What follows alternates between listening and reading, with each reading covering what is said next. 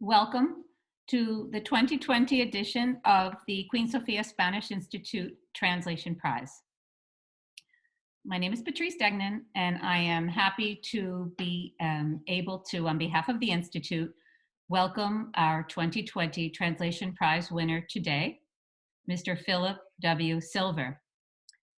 In this Translation Prize, poetry is the selected genre for our ceremony, and we focused on Spanish poets whose translations have been made over the past 10 years.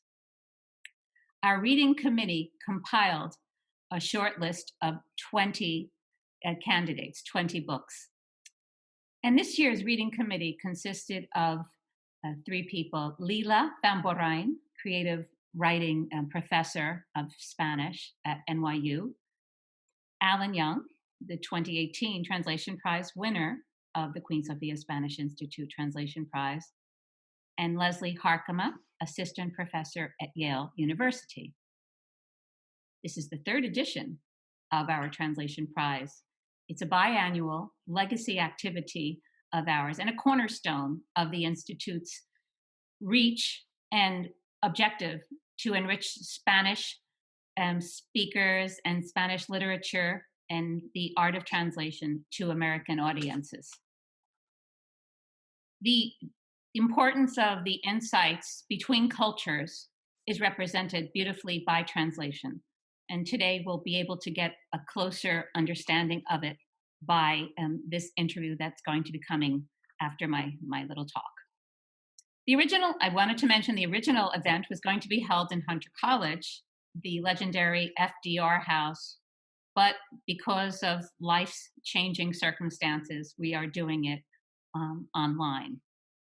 I do want to point out that Hunter College is a magnificent partner to us in activities and grants, and we are very much honored to continue that relationship. Now let's talk about Philip a little bit. Philip Silver is a professor emeritus at Columbia University. Philip's special expertise lies in 19th and 20th century Spanish literature. Philip's splendid translation of Claudio Rodríguez, Alianza y Condena, Alliance and Condemnation, has been published by Swan Isle Press of Chicago. It was praised by critics on both sides of the Atlantic and is an excellent example as well of a brilliant poet, Claudio Rodríguez, one of Spain's greatest. And the fact that this is a tool to be able to reach broader audiences is very exciting to our institute. The upcoming Translation Prize interview is going to be led by Christopher Maurer and Leslie Harkema. Christopher was a 2018 reading committee member of the Queen Sofia Spanish Institute Translation Prize. He's a friend of the Institute. And Leslie Harkema is representing this year's reading committee in the interview with Philip. As a final note, it's amazing that we have 3 generations of poets and translators with us today, since Christopher Maurer was a student of Philip's at Columbia University, and then a few years later, Leslie was a student of Christopher's at Boston University. So without further ado, I thank all participants in this most important ceremony, and I leave the floor to the 3 scholars. Thank you. Thank you, Patrice. Philip, as Patrice said, I was a student of yours at Columbia, and I still feel like a student of yours, only this time around a student of your translations, which are beautiful. This is one of the, I think, most beautiful books ever published by Swan Isle. Could you tell us how you began to translate and why? Well, like a lot of translators, I thought it would be wonderful to be a poet. And there was some slippage there. And in the end, I turned out to be a translator of sorts.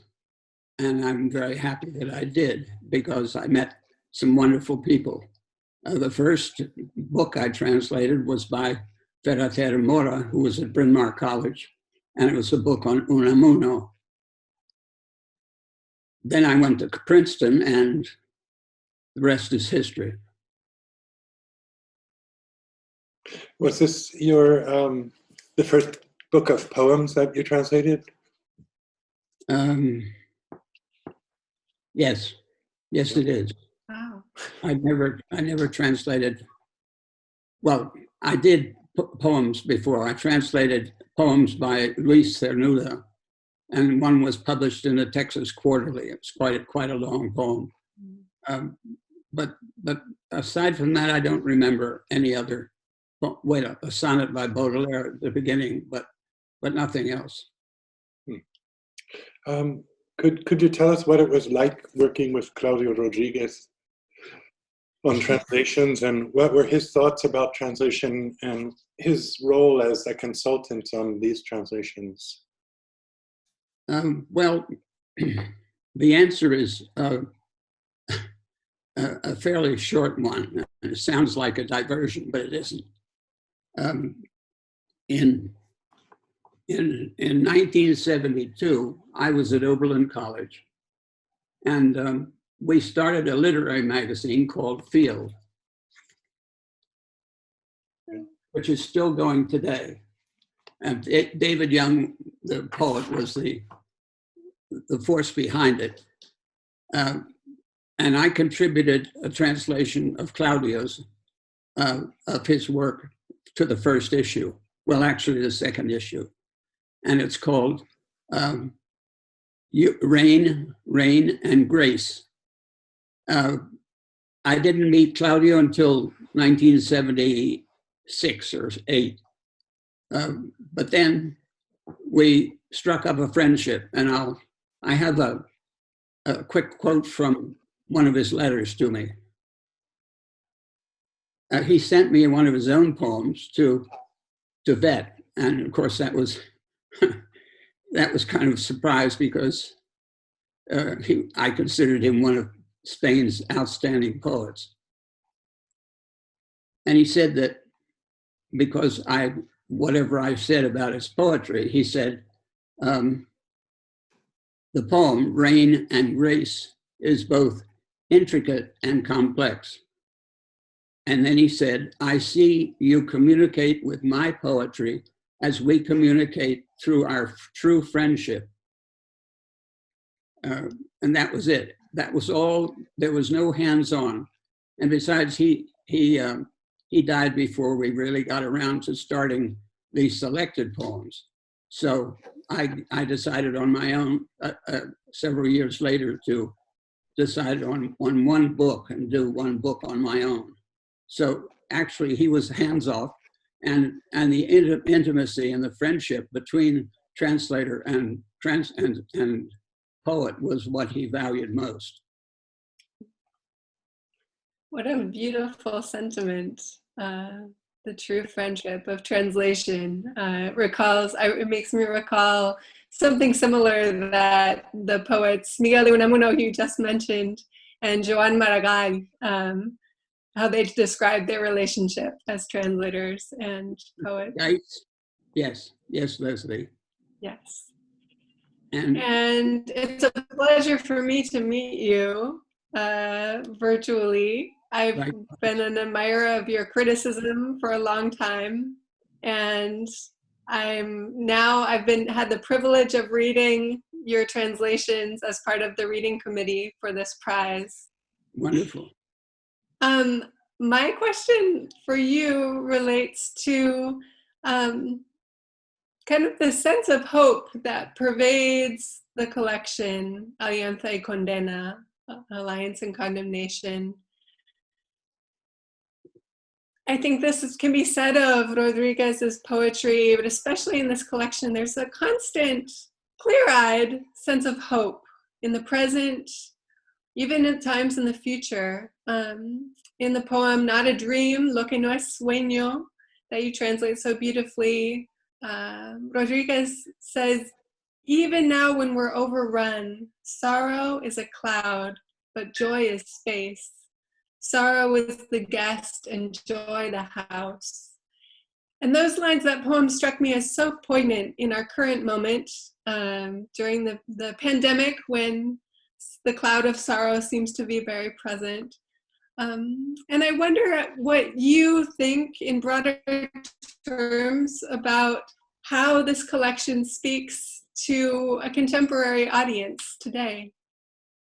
Well, it's very hard for me to say how this poem would be read by contemporaries, but I think I can say that if it's read in all its profoundness, it contains both the horror and the disappointment of a pandemic, as well as a shred of hope, because it's really, if you look at the wrapping of the words of sorrow, that is the words of positive words, you'll see that it's littered with negatives, which is a little surprising. That's just the way I read it. But it's also, I mean, if I could say this, the first lines say, "Let me in this hour of sorrow say joyful words to you. We know that scorpions, leeches, lice sometimes cure. But listen, let me tell you that despite so much reprehensible life, and yes, despite it, and even now when we're overrun but not subdued, that sorrow is a cloud, but joy is space. Sorrow is the guest, and joy the house.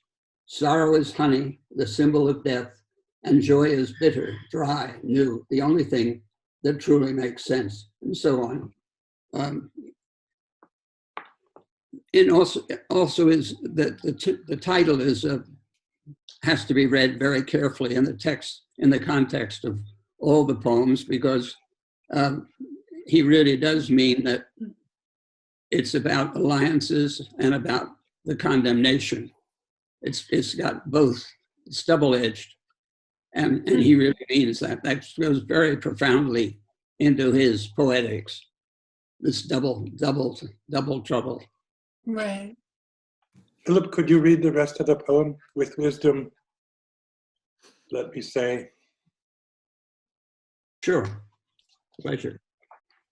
With ancient wisdom, let me say that despite it all, and although it's so very sorrowful, and even at times obscene, that always the deepest truth is joy. It makes clear water of a muddy river. It makes clear water of a muddy river. It makes me say these unworthy words.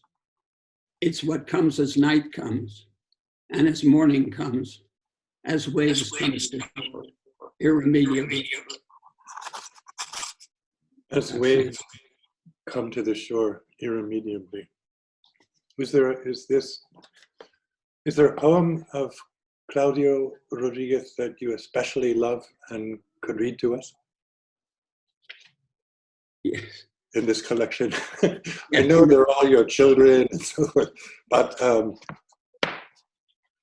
well, do you want, this is a hopeful one, do you want an unhopeful one? yes, let's Or have negative. a combination. Because this is a scorcher. Okay. This is a stranger. The day is long for the one who can't love and who knows it. And he hears the harsh tune in his body, its rasping song, always with a sound of distance. He closes his door and it stays tight shut. He goes out and for a moment his knees bend and take him to the ground. But the dawn with dangerous generosity refreshes and sets him on his feet. His street is bright and he walks it with somber tread. And he limps along because fatigue is his only burden. He says air, dead words from his crafty mouth. A prisoner because he cannot love. He embraces his solitude. And he is certain, more certain than anyone, because he because there is nothing he will ever own. And he knows he can never live in this land. How can we ever know or pardon the one who doesn't love? His days are long and his nights are longer still. He will lie when he takes out his key. He will enter and never be at home.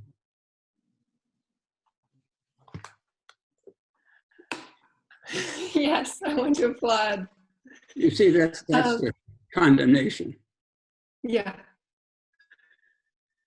Philip, I wanted to ask you about your approach as a translator to these poems, because I can tell you, as a representative of the reading committee, we were blown away by how well these poems stand alone in English as their own poems. The translations work.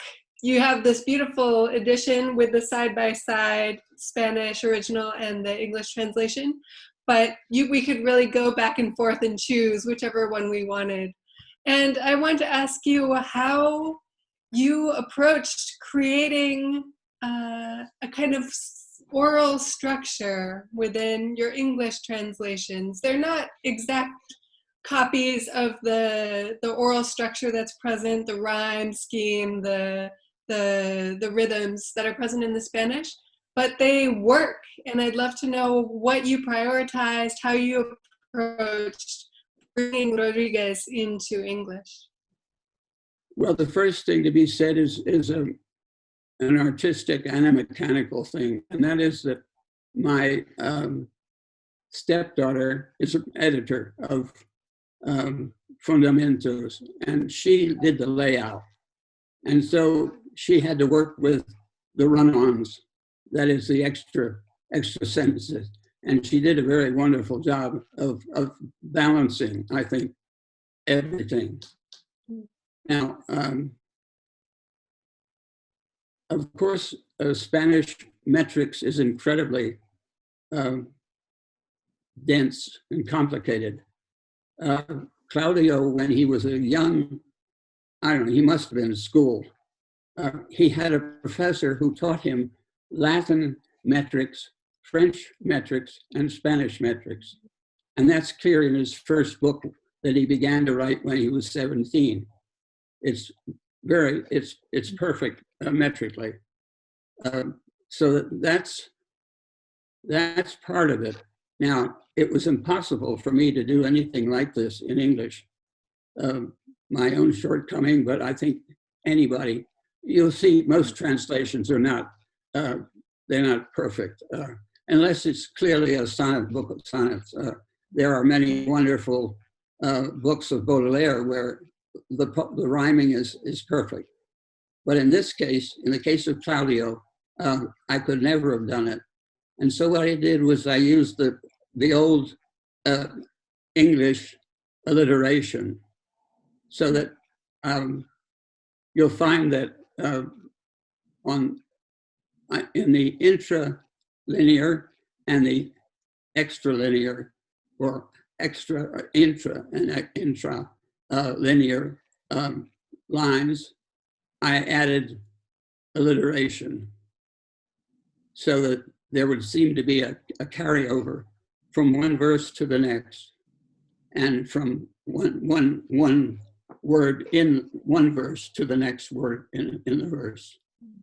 For example, I would say you also use assonance very well. I'm sorry? I just say you also use assonance very well to repeat vowel sounds throughout the translation. Yeah, I used assonance and alliteration. That was the best I could do. For example, and also often the Spanish was shorter than the English, or vice versa. And so I used alliteration.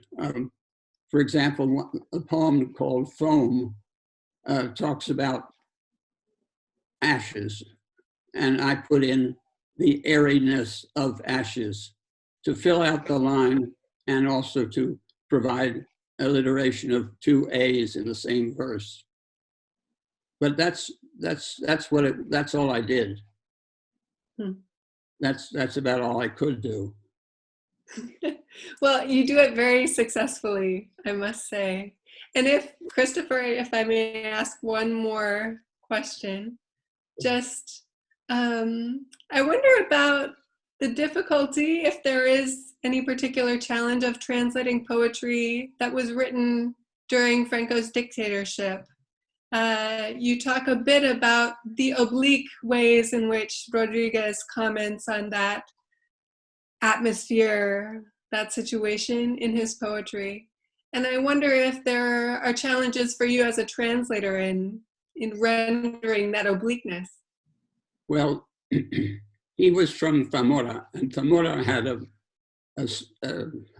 destacamiento, had a military unit placed in it, of course. He was a student in Madrid up until he went to England in '57. And like all the young people, almost all the young people who were on the left joined, they projected an organization, a meeting. They projected it for about 5 years, but it never came to fruition. They were never allowed to do it. So he eventually went back to Zamora, and he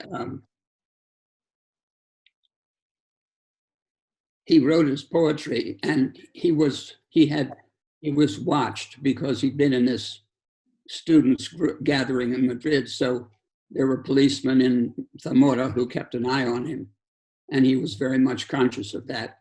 But at the same time, he felt that some of his former friends of Zamora were also sort of keeping their eye on him. So he felt somewhat betrayed, and that's what he refers to. I have two brief quotes, I believe. Let's see.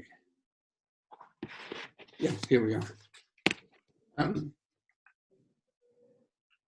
He has a line, for example, where he talks about military music versus music of the heart. He talks about just clothes. He talks about velvet and corduroy, which would be the locals, Zamora. And then he talks about khaki and drill, the military, two official, the lower police and the lower soldiers and the upper, the word drill.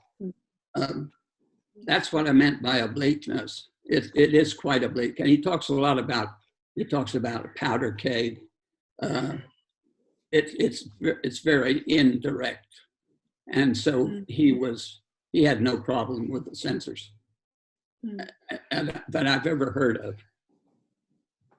One of my favorite lines from your translation comes from the poem, I believe it's the poem subtitled The Gaze, Lo que no poseemos, what we don't possess.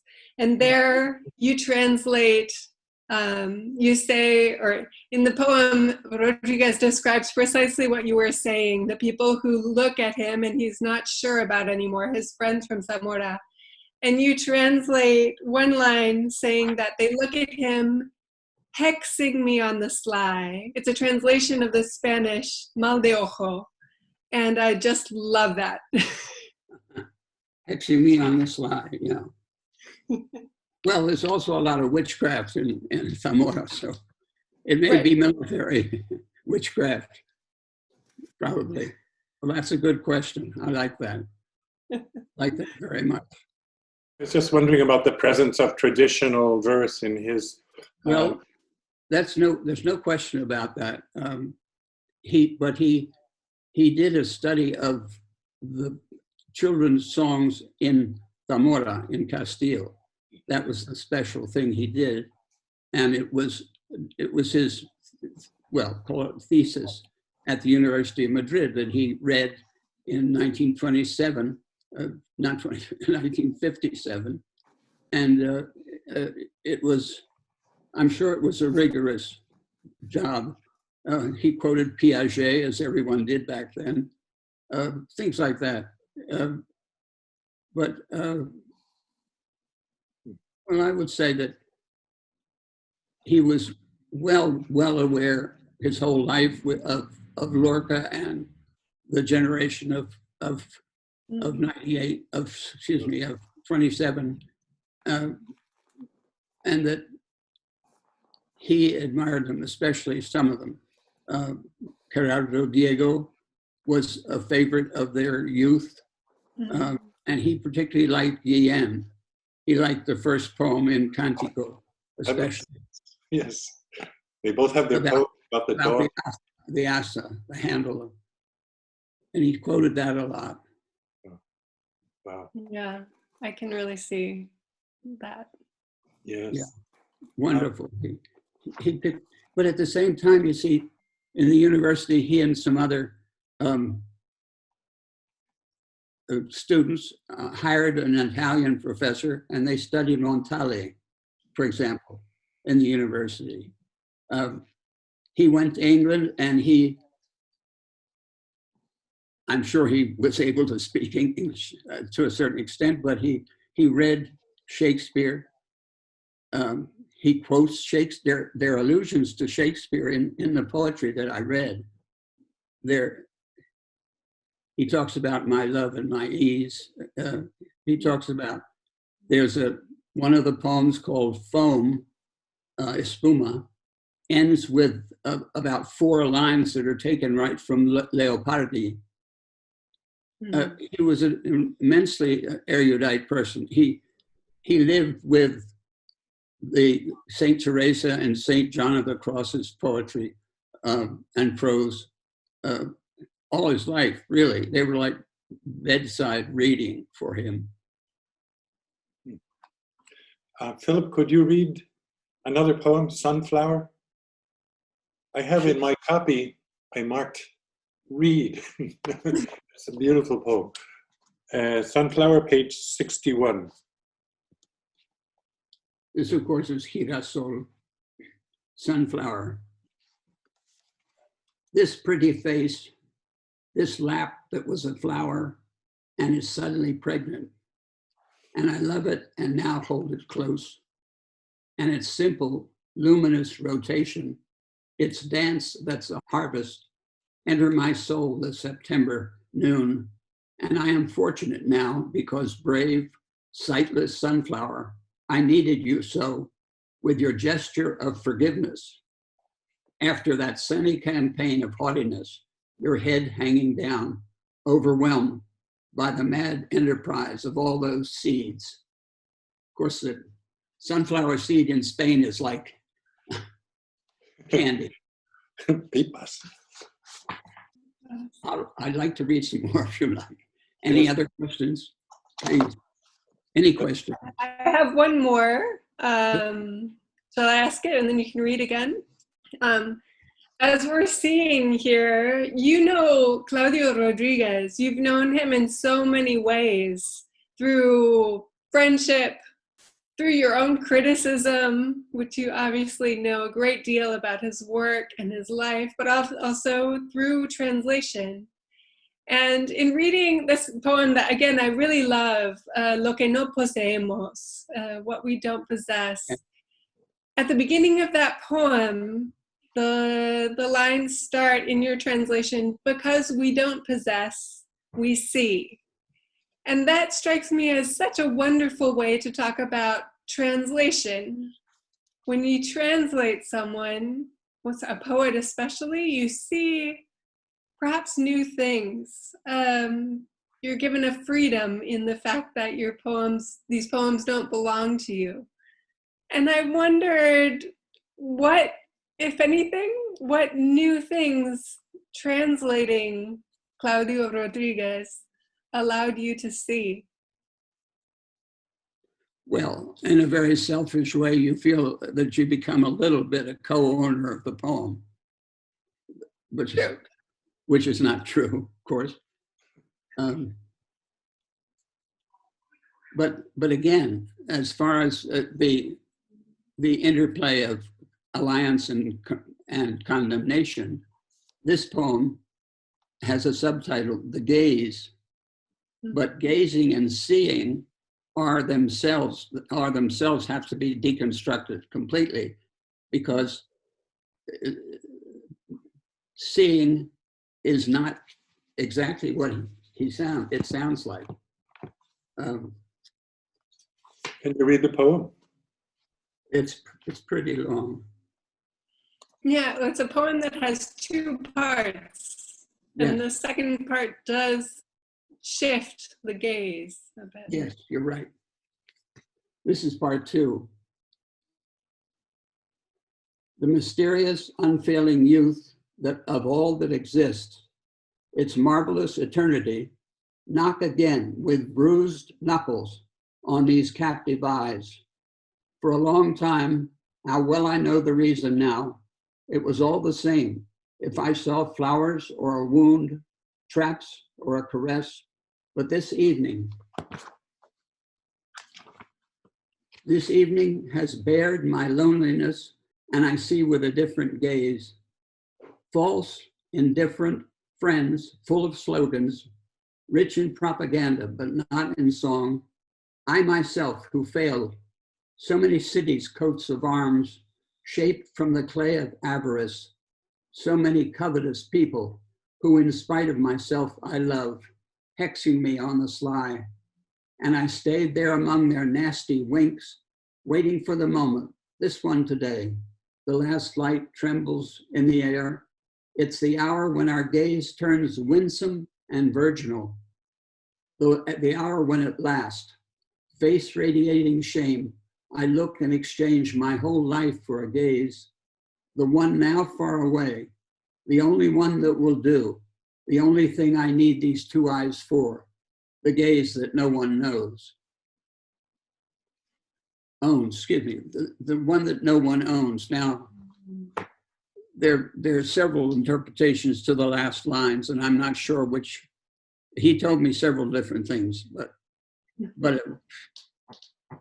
oh, by the way, he knew about, he read Keats's letters. So, and he knew about poetic impersonality. Mm-hmm. His reading was prodigious. I mean, he really could recite bits of Dante. Anyway, that's that poem. It's one I really love, and I have to thank you for bringing it into English as well. This one's called Sparrow, and a little background before the poem. Great. This is one of the first poems he wrote when he said, as he said, when he first got to England. He went to England by himself, and then his wife came later, a year later. So he wrote this poem about the gorrión, the sparrow. And it's a short poem as becomes a small creature. Sparrow, it's constant. This sly creature stands close to our lives, always on loan, without direction. Like most of us, it scratches here, bathes itself there stubbornly between our shoes. What does it expect to find in our dark lives? What love in our crusts of bread? This sparrow has already tossed death to the four winds.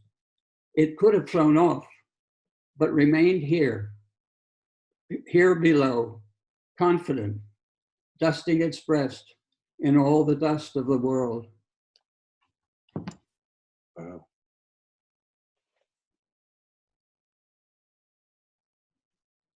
Now it seems as though there's an allusion to Christ in the middle of it, but this is a poem that it was a reaction to his arriving in England and being there for the first time and alone. But well, that's enough said. He really deepens and ripens one's appreciation for dawn, sunset, air, wind, sparrow, sunflower. You feel included in nature. if I could read one more, Yes. I know what it would be. Is that all right? Yes. Please.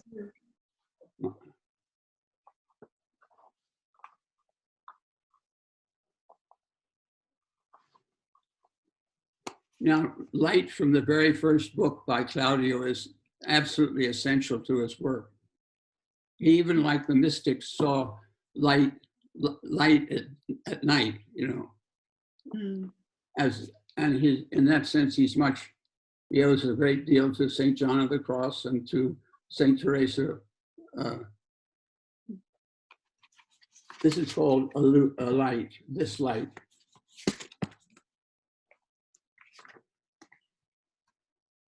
And here's, I put these in because they're a way of translating, but they didn't betray the Spanish, but there are some allusions to Shakespeare. This light, this copper light that helps me most in love's labors and at ease, lifts me when I'm low, this bounty that turns my flawed breath into prayer, my lust to affection, raises flames from ashes, offers salt and alliance. These 30 minutes that shelter, assemble, fasten 30 years, filling them with shadow, tenderness, humility, perseverance, painful experience. This grace, this loveliness, this torture that falls across my face, this light so mine, so ever faithful, yet so short-lived, that tells me I'm an easy study, that now I live without programs, scaffoldings, or repertoire. I love this light for its purple, copper hue, light that takes shape in me, that is time in me, this light that is my life, because it gives me life, all I ask for my love and my ease. That's a good one. Anyway. Incredible. That's a great poem. It is. It's a great poem. And it also defines poetry in a way, you know, this bounty which turns my flawed breath into prayer. How beautiful. What a great definition of. Yeah, it's true. That's very true. Well,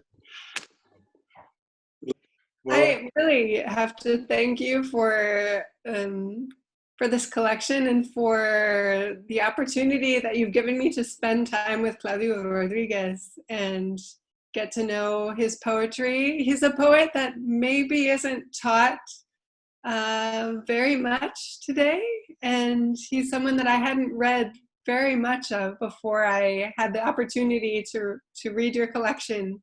So I thank you for allowing me to discover him through translation. Uh-huh. I thank you for many, many things, Philip. And Thank for you. this Thank you, Christopher. Thank you. amazing encounter. And I just to repeat what Leslie said, it is as though two poets were sitting across the table from one another, the facing page translations.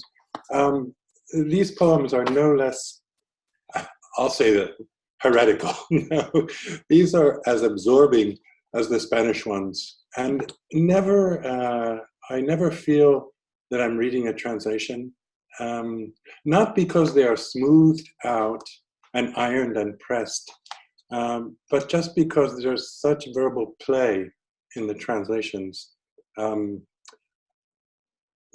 you know, one is aware of invention, creation constantly. And a good translation for me has a surprise on every page, in the sense that you would never have thought of that solution. So you're always saying, damn, that is really good. Like, what is he going to do with trigo y trino? What is he going to do with that alliteration? And so he does something. So it's, I don't know, to me, they're admirable. And also think it's important to point out that you've, the way you have taught Claudio Rodríguez, it's multiform. In other words, there is the translation, there are the classes, there's the book of criticism about Claudio Rodríguez. There's your own essays and in different places about Claudio. So I don't know what more one could ask of a translator and critic vis-a-vis one of the poets that he feels passionate about. So thank you. The last, I'm here. the second anthology from Alianza Editorial, which is an anthology of Claudio, has everything about Claudio that I could print. And Alianza has had the good idea of redoing books of poetry of the young people of Claudio's era. In fact, my anthology of Claudio, which was published in 1981, was the first anthology of his, and it was the first anthology of his generation to be published by Alianza. But the second edition is full of interesting things. For example, before he died, he left a list of 35 poems that he would have wanted to be in any collection in English. You know, he picked them that he wanted included before he died. Things like that.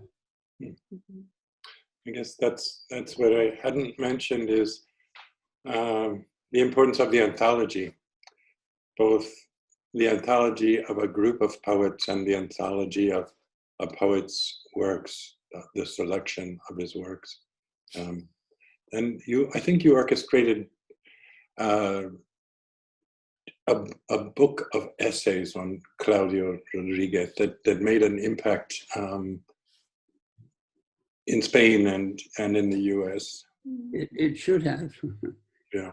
The idea, just to explain a little bit more, the idea was to invite poets, critics, and other literati to pick a single poem by Claudio and to write an essay on it. And they had complete freedom, so that some of them wrote 8, 10 pages and some of them wrote 20. It was a very, very interesting exercise. And some of the essays are outstanding. They're just unbelievable. There's a linguist named Covadonga Lopez Alonso who wrote about, there's a poem by Claudio about the woman, the weaving woman in Velázquez's painting of the weavers. And he has a beautiful poem about that. Well, the most complex essay in the book is by this linguist who's written about other Spanish writers. And it was a good job. Everybody really collaborated. His friend Ángel González also contributed a beautiful poem, which is a glosa on Claudio's work, and that's included too. So there was several poets in the anthology too. It was published by Páginas de Espuma in Madrid. And I think Gonzalo Cervejano contributed the essay on Espuma. Yes. Gonzalo's poem essay on Espuma, which is really worth it, has been published about 6 times, every time, right? Yes, it's like wonderful essay. It's like foam itself. Yes, yes, very nice. Well, thank you very much. It's been good to see you and good to hear Claudio Rodríguez. Good to hear you. My pleasure. I'm glad to have met all of you. Thank you all so much. I've enjoyed it a great deal.